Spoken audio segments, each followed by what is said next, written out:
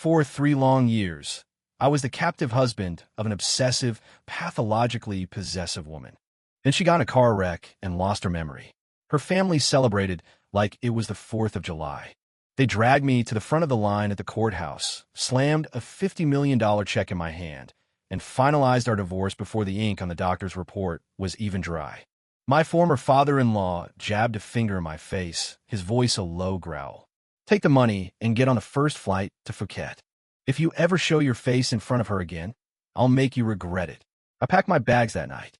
With a king's ransom in my account, I spent my days on foreign beaches, watching the tide roll in and the bikinis roll by. Life was good, until one afternoon on a coastline in the Maldives, when a familiar, cloying stare coiled around the back of my neck like a snake.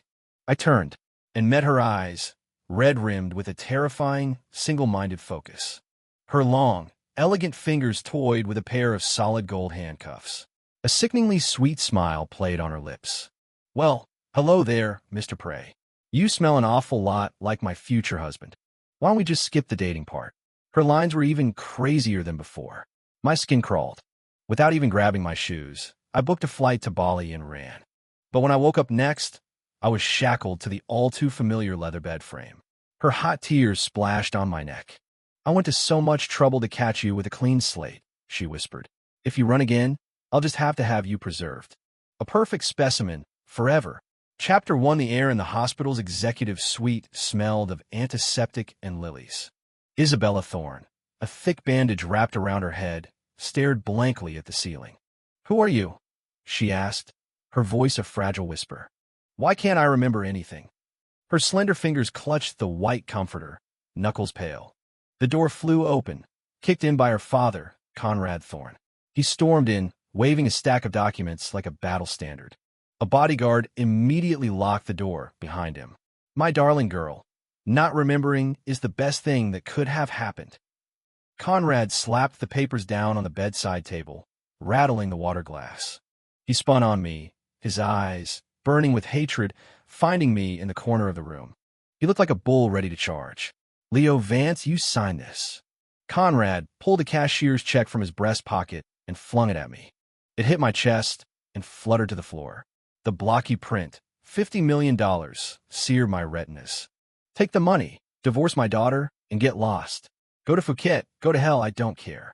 Just stay out of her life, forever. I stared at the check on the floor, my throat suddenly dry. I swallowed hard. 3 years. For 3 entire years, Isabella Thorne, the billionaire CEO of Thorne Industries, had kept me locked away in her palatial mansion. My phone was bugged. My every trip outside had to be pre-approved, and if I so much as glanced at another woman for a fraction of a second, I'd be subjected to her glacial, soul-piercing stare for the rest of the day. And now, she had amnesia. My hand trembled as I bent down to pick up the check. Mr. Thorne, I don't know if this is right. I managed, fighting to keep my lips from twitching into a grin. I squeezed out a couple of crocodile tears for effect. Don't you dare call me that. Shut your mouth. Conrad's spit flew as he pointed at my nose. You useless, gold-digging freeloader. If Isabella hadn't been out of her damn mind when she married you, you never would have even made it past our front gate. Her losing her memory is a goddamn miracle. I hung my head, my shoulders shaking violently. Conrad probably thought I was sobbing. In reality, I was pinching my thigh so hard I was about to draw blood, just to keep from laughing out loud. Okay, I choked out. I'll sign. I grabbed the pen from the nightstand. The scratching sound it made across the divorce papers was the sweetest music I'd ever heard. The moment the last signature was complete, I tossed the pen, snatched the check, and ran. I didn't dare risk a single glance at Isabella in the hospital bed. I was terrified she'd suddenly regain her memory and scream, break his legs. For hours later, I was in a first-class seat to Phuket, a glass of champagne in hand, gazing out at the endless expanse of white clouds. The sweet taste of freedom. I took a sip. The bubbles popped on my tongue, sending a fizz of pure joy all the way down to my gut. The sun in Phuket was blinding, the sand scorching hot. I was decked out in a loud Hawaiian shirt and sunglasses, lounging on a beach chair. Up ahead, 3 European girls in bikinis were playing volleyball. The ball arced through the air, and as they leaped for it, the sun glinted off their tan skin. I took a long sip of fresh coconut water, the cool liquid a balm to my throat. Now, this is living. Just then, a sea breeze drifted past, carrying a familiar, spine-chillingly cold fragrance. It was the custom-blended perfume Isabella always wore. Every hair on my body stood on end. A layer of cold sweat instantly glued my shirt to my back. I whipped my head around. Nothing. Just a few vendors selling coconuts and an old man in a straw hat. PTSD. It's got to be PTSD, I muttered, patting my chest and forcing myself to look away. After 3 days, I'd had my fill of Phuket. I booked a flight to the Maldives. My overwater bungalow had a glass floor, revealing a kaleidoscope of tropical fish swimming below. I just stepped out of the shower, a towel wrapped around my waist and an ice-cold beer in my hand, and walked onto the private deck. The ocean breeze was perfect, and then I felt it. A sticky, predatory gaze, slithering up my body like an ice-cold vine and wrapping itself tightly around my neck. My knuckles turned white as I gripped the beer bottle.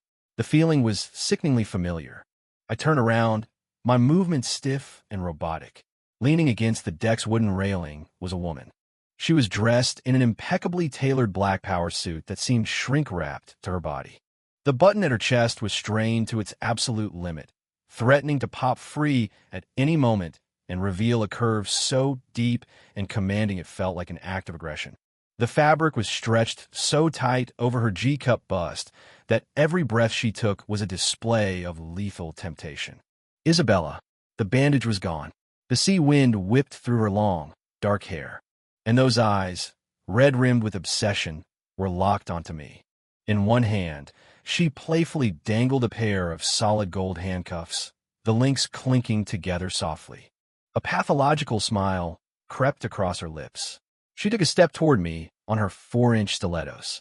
The sharp clack of her heels on the wooden deck sounded like a hammer striking my heart. "Hello, Mr. Prey." She stopped inches from me, tilting her head up. Her warm breath ghosted across my collarbone. "You smell an awful lot like my future husband. How about we just skip the dating part and get straight to the point?" Chapter 2. The beer bottle slipped from my grasp. It shattered on the deck, the explosion of glass and golden liquid splashing across my bare feet. The chill shot straight up my spine. I swallowed hard, my Adam's apple bobbing. You have amnesia, right?" I took a step back, my spine hitting the sliding glass door. There was nowhere left to go. Isabella advanced, her heels crunching on the broken glass with a sound that set my teeth on edge. She raised a single finger, her nail painted a deep crimson, and traced a line down my chest. "Amnesia." She tilted her head, her eyes gleaming with a manic light. "Oh yes, I don't remember a thing." She leaned in, her voice a low, husky whisper in my ear. "But the moment I saw you, my heart started pounding. It told me something. It told me that if I don't lock you up, if I don't hide you away where only I can see you, I'm going to die." Her crazy head leveled up. My scalp prickled as if 1,000 needles were stabbing it. There was only one word in my mind: run. I shoved her away. My towel fell to the deck, but I didn't care. I scrambled back into the room, my feet slicing on the broken glass, and grabbed my pants from the sofa. I didn't even think about my wallet or passport. I yanked open the door and bolted. "And where do you think you're going?" Her voice floated after me, a ghostly whisper that clung to my skin. I didn't look back. I just ran, pumping my arms, sprinting down the long wooden pier. Splinters pierced the soles of my feet, leaving little bloody prints behind, but I couldn't feel the pain. I burst into the Malé airport and used the last of the cash in my Apple wallet to buy a ticket for the next flight out. Destination: Bali. The moment the plane took off, I collapsed into my seat, gasping for air, my chest heaving. A flight attendant leaned over me, her expression concerned. "Sir, are you all right?" I pulled a blanket over my head and shut my eyes. "I'm fine, irasped." I just saw a ghost. The heat hit me like a physical blow the moment I stepped out of the airport in Denpasar. I ducked behind a pillar and dialed my buddy, Kevin Rodriguez. The phone rang 7 times before he picked up. "Yeah, what? Who is this?" "It's the middle of the night." Kev's voice was thick with sleep. "Kev, it's me, Leo," I whispered, my eyes darting around nervously. "Now, dude, I thought you took $50 million to go live it up in Phuket. Why do you sound like you're on the run from the mob?" No time, man. I'm at the airport in Bali. You have to come get me. Isabella found me. 3 seconds of dead silence on the other end. Holy crap. Didn't she lose her memory? Don't move. I'm on my way. Half an hour later, a beat-to-hell Jeep screeched to a halt in front of me. Kev leaned out, wearing a pair of ridiculously oversized aviator sunglasses. Get in. I dove into the passenger seat, and the Jeep roared away. What the hell is going on? Kev demanded, wrestling with the steering wheel. I told him everything that had happened in the Maldives. He slammed on the brakes. The tires shrieked against the asphalt, and my forehead smashed into the windshield. Are you insane? I roared, rubbing the new lump on my head. Leo, dude, are you having paranoid delusions? Kev took off his sunglasses to stare at me. She lost her memory. How could she track you halfway across the world? It has to be a coincidence. You probably just saw someone who looked like her. Dude, her chest is unforgettable. I'd know it anywhere. I yelled back. Kev swallowed, his gaze instinctively dropping for a second. Okay, fair point. So what's the plan now? Find somewhere nobody knows me. And hide. Kev took me to a remote village in the northern highlands of Bali. There was no internet, no cell service, nothing but banana trees and monkeys. I moved into a thatched roof hut and survived on instant noodles and bananas. 3 days passed in peace. My frayed nerves finally began to settle. That night, I sat on the hut's doorstep, watching the stars. Looks like I finally shook her, I sighed in relief. Suddenly, a cold gust of wind blew past, and the hut's flimsy door creaked open. I spun around. In the darkness, a pair of red-rimmed eyes stared back at me. Chapter 3. My heart stopped. I scrambled backward on my hands and feet until my back hit the rough mud wall. Who's there? I grabbed a nearby stick, pointing it into the darkness. It trembled in my hand like a divining rod. A figure stepped out of the shadows. It wasn't Isabella. It was Kev. He held a flashlight under his chin, casting his face in a ghoulish white light. Now, what are you doing? See a ghost. Kev clicked off the flashlight and tossed a bag of ramen at my feet. I dropped the stick and slid to the floor, letting out a long, shaky breath. You walk like a ninja, man. You trying to give me a heart attack? Kev crouched in front of me and lit a cigarette, the flame illuminating his worried frown. Leo, we've got a problem. He exhaled a puff of smoke that dissipated in the humid air. Conrad Thorne put a bounty on your head. $1 million. I shot up, grabbing the front of his shirt. What for? I signed the papers. I took the money. Kev gently pried my hands off. Isabella's condition got worse after she went back to the States. She doesn't recognize anyone. She even bit her father. The only thing she does, all day, every day, is draw pictures of you. She's filled the entire mansion with them. A wave of nausea washed over me. Conrad has no choice. He needs you to come back and calm her down. I'm not going back. I shot to my feet and kicked the bag of ramen across the dirt floor. Going back is a death sentence. What she feels isn't love. It's a sickness. A twisted need to own me. Kev stood up and put a hand on my shoulder. I know. That's why I got you a ticket to Fiji. On a cargo ship. It's off the books, no records. He pressed a crumpled ticket into my hand. It leaves tonight. At midnight, the air at the Bali port was cold and sharp with the smell of salt. I huddled in a worn-out jacket, blending in with a crowd of migrant workers as I boarded a freighter bound for Fiji. The hold reeked of diesel and fish. I found a corner and curled into a tight ball. The waves slapped against the hull with a dull, rhythmic boom. I must have drifted off. In my dream, Isabella was walking toward me, smiling, dangling those solid gold handcuffs. Leo Vance, you can't run from me. I woke with a jolt drenched in sweat. The hold was silent except for the swaying of a single dim bulb. I stood up, needing air, and headed for the stairs. As I reached the bottom step, I heard footsteps above. The crisp sound of leather shoes on the steel deck. Holding my breath, I flattened myself against the wall. A figure descended the stairs. It was one of Conrad Thorne's bodyguards.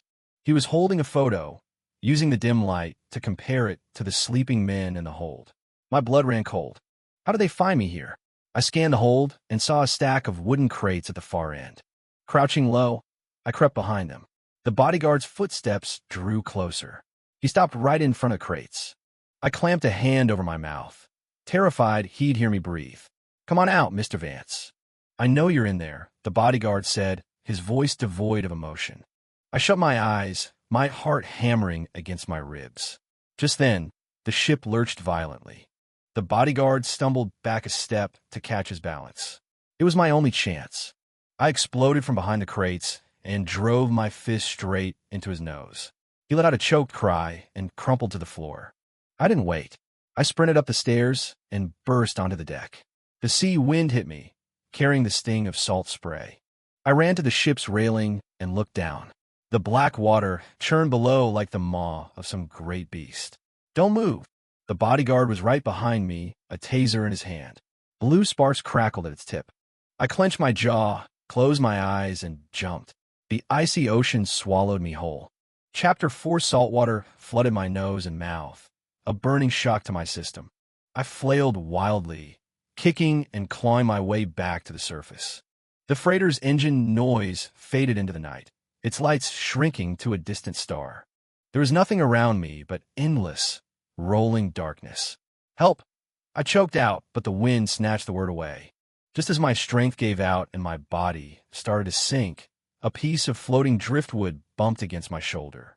I clung to it like it was the hand of God. I don't know how long I drifted. By the time the sky began to lighten, the waves had pushed me onto a sandy beach.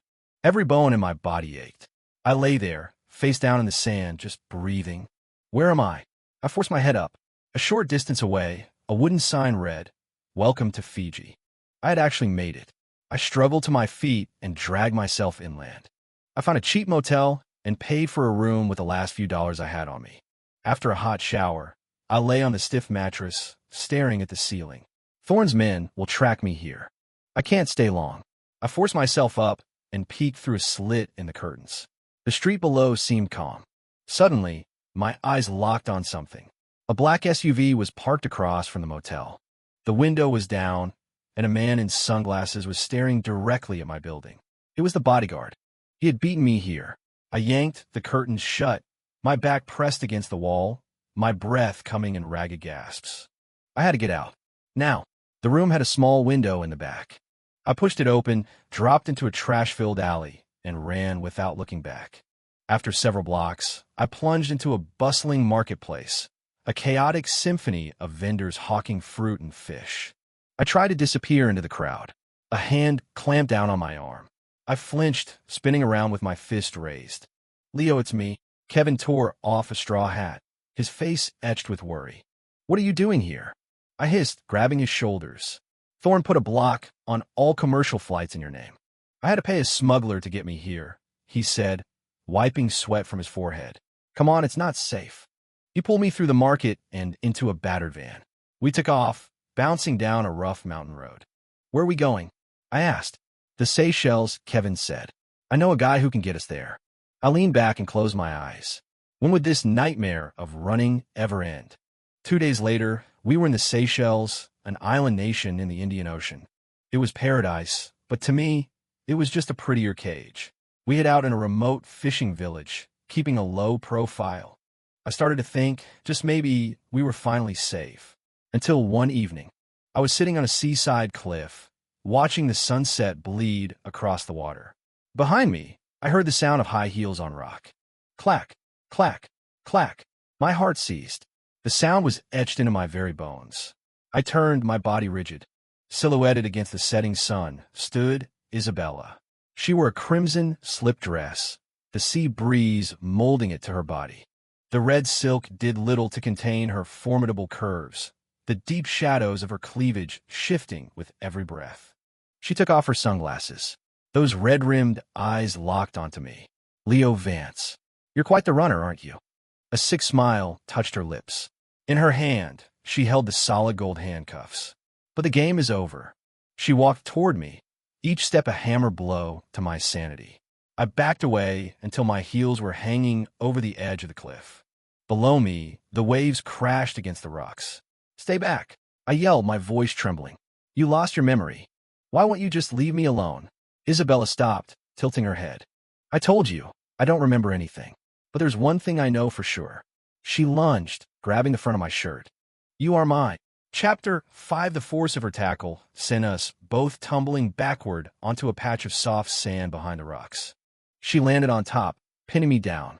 The strap of her red dress slipped off one shoulder, revealing a breathtaking expanse of pale skin and that suffocatingly deep curve.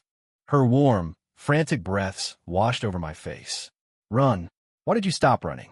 Her fingers clamped onto my jaw like a vice, her nails digging into my skin. I stared up at that impossibly beautiful, terrifyingly insane face. Let me go. We're divorced. Your father gave me $50 million. I spat the words through gritted teeth. Isabella froze. The madness in her eyes seemed to pause for a beat, then erupted into an even more violent storm. Divorced? 50 million. She started to laugh, a hysterical sound that made her shoulders shake and the swell of her chest tremble with a power that was both mesmerizing and horrifying. That old bastard, Conrad, actually dared to sell you behind my back.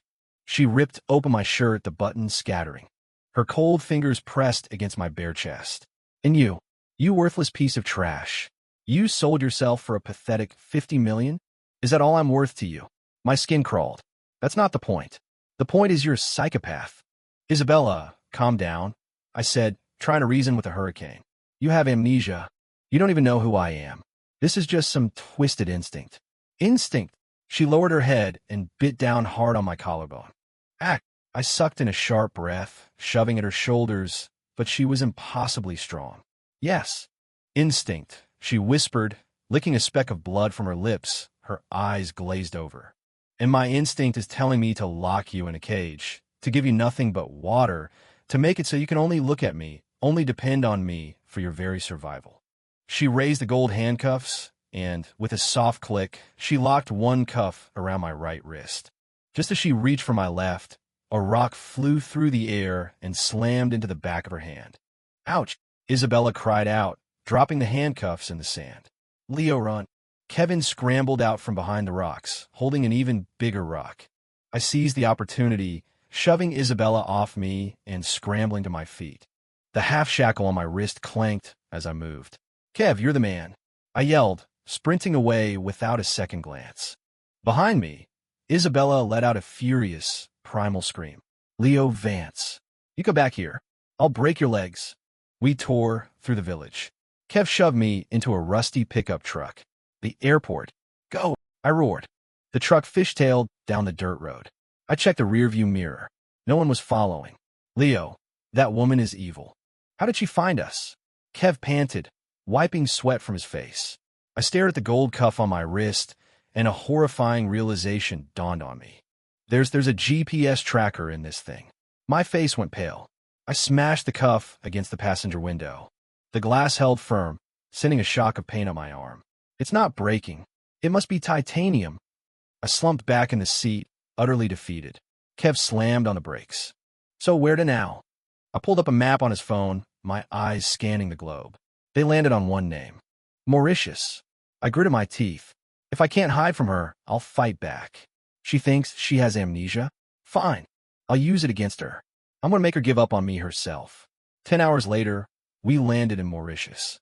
This time, I didn't hide. I booked the presidential suite at a luxury beachfront resort. I sat on a plush sofa in the grand lobby, swirling a glass of red wine, my legs crossed. A silk handkerchief was carefully wrapped around my wrist, hiding the handcuff. I was waiting for the predator to walk into my trap. If hiding in the shadows made me prey, then I would stand in the spotlight and set a snare of my own. 3 hours later, the glass doors of the lobby slid open. Isabella strode in, flanked by a team of black-suited bodyguards. She wore a pristine white suit, her power radiating through the room like a cold front. The entire lobby seemed to hold its breath. Her eyes swept the room and landed on me with unnerving precision. With a flick of her hand, her men spread out, sealing off every exit. She walked over and stood before me, looking down at me as if I were something she'd scraped off her shoe. Done running? I took a sip of wine and offered her a mocking smile. Getting tired? Have a seat, Ms. Thorne. Let's talk. Chapter 6. Isabella took the chair opposite me, crossing her legs with a fluid grace. Her white suit jacket was open, revealing a black silk camisole underneath. The stark contrast only accentuated the astonishing curve of her bust, which strained against the delicate fabric as if threatening to break free. The red sole of her Christian Louboutin heel bobbed gently in the air. Talk about what? Your preferred color for your new cage. She folded her hands in her lap, her gaze predatory. I set my glass down and leaned forward, meeting her eyes. Let's talk about your missing memories. I pulled a stack of photos from my pocket and scattered them across the table. They were all candid shots of me and Kevin living it up on various islands, surrounded by a rotating cast of bikini-clad women that Kev had paid to pose with us. Take a look, I said, my tone dripping with casual disdain. Ms. Thorne, that instinct you feel for me? It's a delusion. You were never in love with me. You used me as a release valve, a plaything. Isabella's gaze fell to the photos, her brow furrowing slightly. I pressed my advantage. For 3 years, you were out every night with a different man. I was just the guy you kept at home to maintain a respectable image. The only reason you're obsessed with me now is because right before your accident, I cleaned out your private accounts and skipped town. Your subconscious doesn't love me. It hates me. It can't stand that I was the one who played you for a fool. I watched her face, searching for any sign that my story was landing. If she believed I was nothing but a low-life con artist, her pride would never allow her to chase me again. She picked up a photo. In it, I had an arm around 2 blonde models, a greasy, self-satisfied smirk on my face. Her fingers tightened, crumpling the photograph. Is that true? Her voice was thin, unsteady, as if she were barely holding something back. Every word, I said, leaning back and spreading my hands. Your father's $50 million payout was just to get rid of the parasite. Coming after me now just makes you look pathetic. The lobby was dead silent. Isabella's head was bowed, her long hair hiding her expression.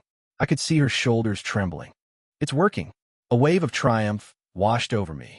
I had shattered her self-conception. No self-respecting billionaire CEO would continue to pursue the man who'd conned and humiliated her. She'd slap me, tell me to get lost, and I'd be free. So, Ms. Thorne, take your men and go. We're even. I raised my glass for a silent toast to my victory. Suddenly, Isabella looked up. There was no anger on her face. No humiliation. There was only a chilling, feverish excitement. She shot to her feet, slamming her hands on the table and leaning so far forward that the oppressive curve of her chest was inches from my face. So, you're really that much of a scumbag. Her voice was sickly sweet, her eyes glowing with a renewed, manic light. You stole my money. You slept with other women. You played me for a fool. She ran her tongue over her lips. This is wonderful. My wine glass froze halfway to my lips. My brain short-circuited. This is not the right reaction. What did you say? I stammered. I said, this is wonderful. She swatted the glass from my hand. It shattered on the floor, splashing red wine across my white shirt like blood spatter. She grabbed my collar and hauled me clean off the sofa. I was worried that locking you up might be a little cruel. But if you're just a lying, cheating piece of garbage, then there's nothing I can do to you that you don't deserve, is there? She leaned in, her whisper a blade of ice against my ear. Now I can have you stuffed and mounted with a clear conscience. And don't you worry. I'll find every single one of those women who touched you, and I'll cut off their fingers one by one. The blood in my veins turned to ice. Shit, my reverse psychology had failed. Catastrophically. The idea of my betrayal hadn't repulsed her. It had unlocked her final boss form. Man, Isabella barked. The bodyguards closed in. Tie him up. Take him to Tahiti. Wait. I was kidding. The photos are photoshopped. I struggled, my panic absolute. Isabella just smiled coldly and chopped the back of my neck with the side of her hand. Everything went black. Chapter 7, I woke to the gentle sound of waves lapping against the shore. My eyes snapped open. I was lying on a massive, circular waterbed. The mattress was as soft as a cloud, but a deep, penetrating chill filled my bones. My wrists and ankles were shackled to the 4 corners of the bed with gleaming silver chains. They clinked with my every move. I thrashed against them, but the chains held fast, digging into my skin. Don't waste your energy. The voice came from the shadows. Isabella emerged, holding a glass of red wine. She wore a sheer black nightgown and was barefoot. The bright Tahitian sun streamed through the floor-to-ceiling windows, backlighting her figure. The flimsy fabric did nothing to conceal her explosive silhouette, which seemed to dominate the room with its sheer, aggressive presence. She walked to the bed and looked down at me, the way a collector might admire a newly acquired masterpiece. Custom-made titanium alloy. They only opened for my fingerprint. She sat on the edge of the bed, her fingers lightly tracing the line of my jaw. See? You ended up back in my bed after all. We played a fun little game of cat and mouse across half the planet. Did you enjoy it? I clenched my teeth and glared at her. Isabella, what the hell do you want from me?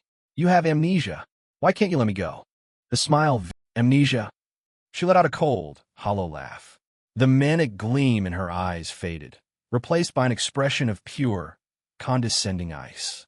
Leo, you can't possibly be stupid enough to think I actually lost my memory. My pupils dilated. My heart felt like it had been seized by an invisible hand. You were faking it? If I didn't fake it, how would I have ever gotten that snake Conrad to show his hand?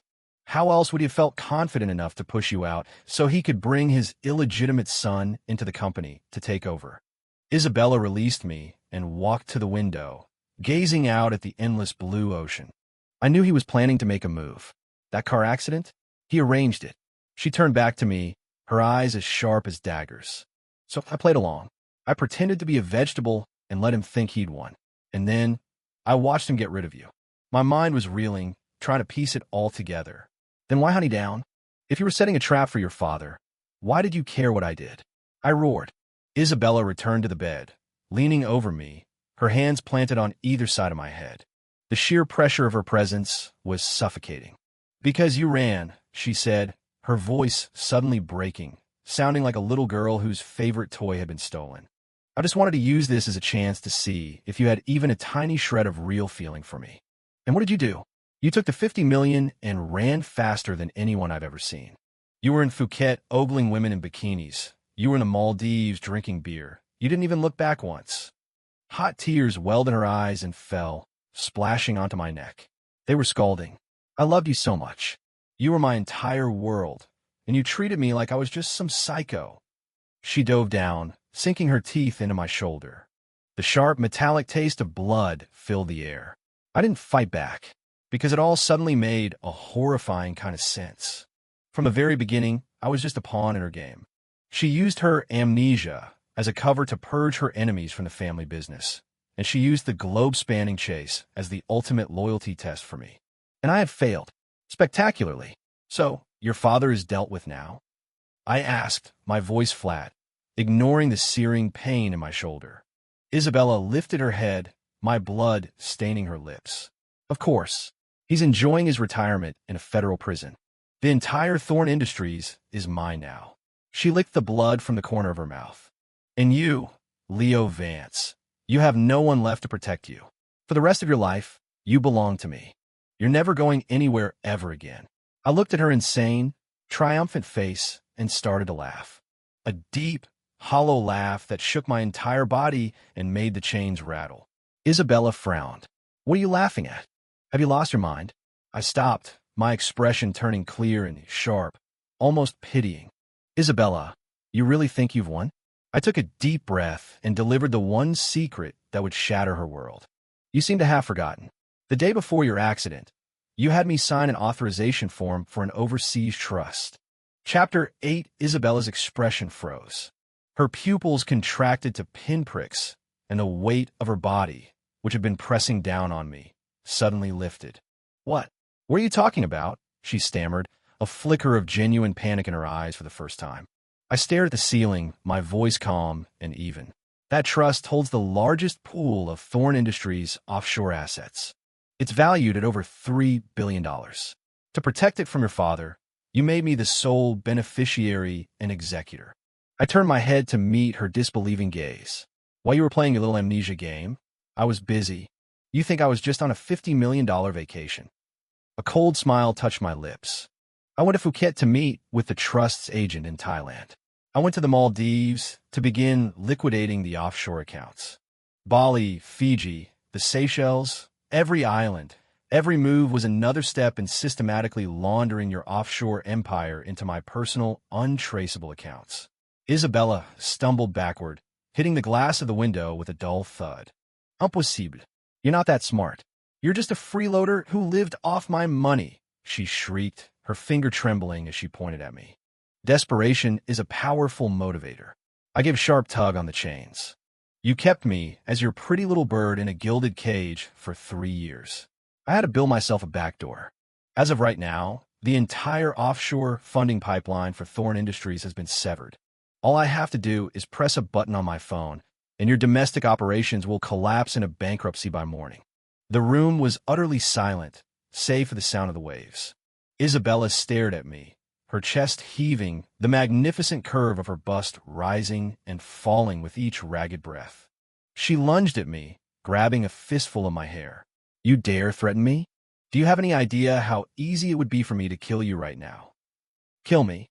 I met her crazed gaze without flinching. Kill me, and that $3 billion is locked away forever. You, Isabella Thorne, will go from a titan of industry to a bankrupt nobody. Are you really willing to throw it all away? Her hand froze. The madness, the fury, the shock in her eyes swirled together and collapsed into a look of profound despair. She let go, her body slumping as if her strings had been cut. She sat on the edge of the bed, defeated. Why? She whispered, covering her face with her hands, her shoulders shaking. I just wanted to keep you with me. What did I do that was so wrong?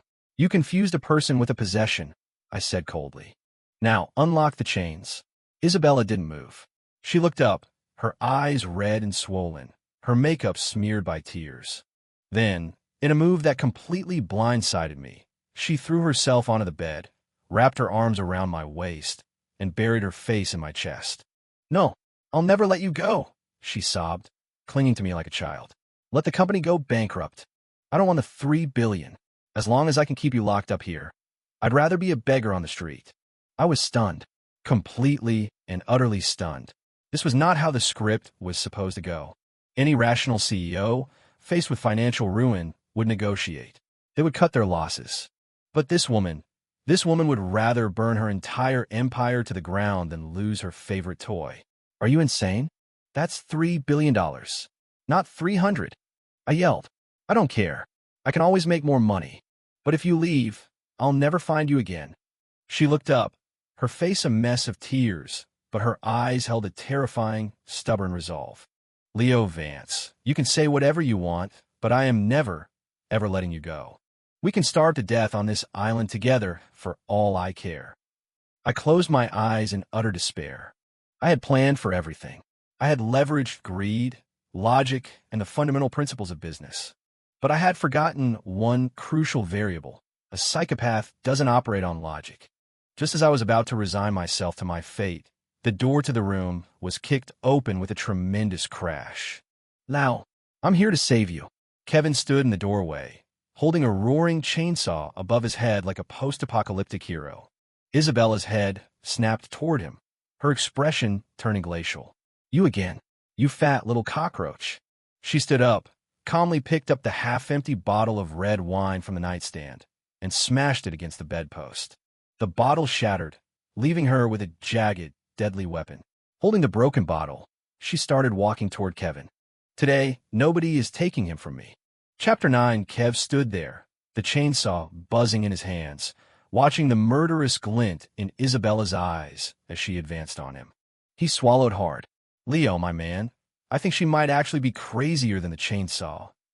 Kevin's legs started to shake. Kev, get out of here. Run. Call the cops. I yell, my voice raw. Isabella smirked. Call the cops. On Tahiti, I am the law.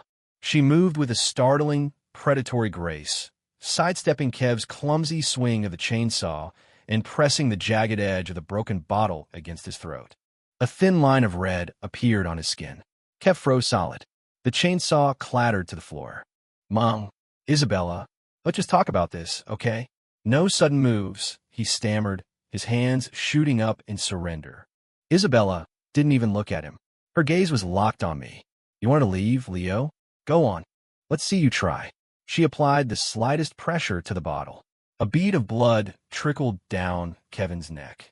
My heart constricted. I had gambled with money, with power, but I couldn't gamble with my friend's life. Stop, I roared, my own eyes turning red. I'll stay. Just let him go. A triumphant smile spread across Isabella's face. She tossed the broken bottle aside and patted Kevin's cheek. Get out. Looking like he'd just been granted a stay of execution, Kevin scrambled out of the room, throwing me a desperate, I did my best, bro look over his shoulder. The room was quiet again. Isabella walked back to the bed and looked down at me. She reached out and gently stroked my chest, feeling the rapid, angry beat of my heart. You see? In the end, you still chose me. Her voice was a terrifyingly soft caress. You gave up your freedom for an outsider. That must mean you still care about me, right? I closed my eyes, a wave of nausea rolling through me. You win, Isabella, but all you've won is an empty shell. She chuckled, a low, throaty sound. She leaned down, her lips brushing against my ear. That's fine. As long as the shell is yours, I'll take it. For the next 3 days, I was her prisoner. She took my phone, my watch, anything that could be used to communicate. The windows were replaced with bulletproof glass. She fed me every meal by hand. She bathed me. At night, she would lie beside me, her eyes wide open, just watching me sleep. Her constant, suffocating gaze was pushing me to the brink of insanity. Then, on the 4th night, a tropical storm hit the island. The wind howled, rain lashed against the glass, and thunder cracked the sky open. The villa's power grid failed, plunging the room into absolute darkness. Isabella screamed. She threw herself on top of me, clinging to me for dear life. Her entire body was trembling, and a cold sweat soaked through her silk nightgown. I froze. This fearless, indomitable woman, who saw $3 billion as pocket change, was afraid of thunderstorms? Leo, hold me. I'm scared. Her voice was small and terrified, like a lost child's. Feeling her body quake against mine, an idea sparked in the darkness of my mind. This was my chance, my one and only chance to turn the tables. I didn't push her away. Instead, I wrapped my arms around her. It's okay, I said, my voice as calm and steady as I could make it. I'm here. Isabella flinched for a second, then burrowed even deeper into my embrace, as if trying to merge with me. In the dark, my fingers found what I was looking for, the key she kept under her pillow, the key to my chains. I carefully closed my hand around it, my heart pounding in my chest. The storm raged all night. The next morning, sunlight streamed back into the room. Isabella stirred, waking up in my arms. She looked up at me, and for a moment, the madness in her eyes was replaced by something soft, something akin to affection. Last night, you didn't push me away, she said softly. I looked down at her, a cold smile touching my lips. No, because if I had, I wouldn't have been able to get this. I opened my hand. Lying in my palm was the silver key. The color drained from Isabella's face. She lunged for it, but it was too late. I had already inserted the key into the lock on my wrist. Click! The chain fell away. I was free. Chapter 10, I quickly unlocked my other wrist and ankles and swung my legs off the bed. Isabella just sat there, staring at the empty shackles, the light in her eyes slowly dying. You're leaving again, she whispered, tears beginning to fall. That's right, I said, pulling on my clothes. And this time, I'm taking the $3 billion with me.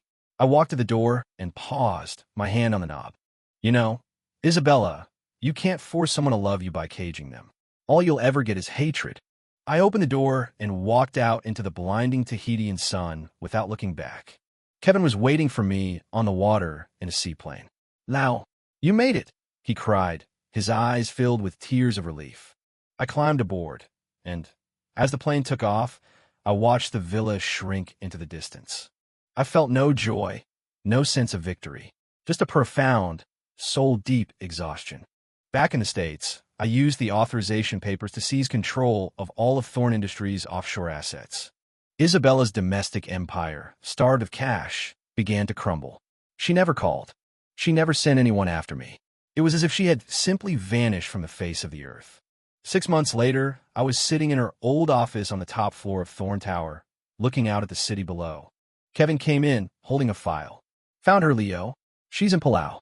My hand, which had been flipping through a report, paused. What's she doing? She opened a small guest house. Spends her days cleaning rooms and painting by the ocean.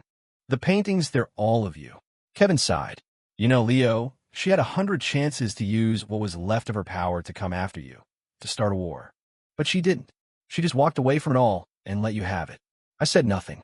My mind drifted back to that stormy night, to the way she trembled in my arms. So what are you going to do?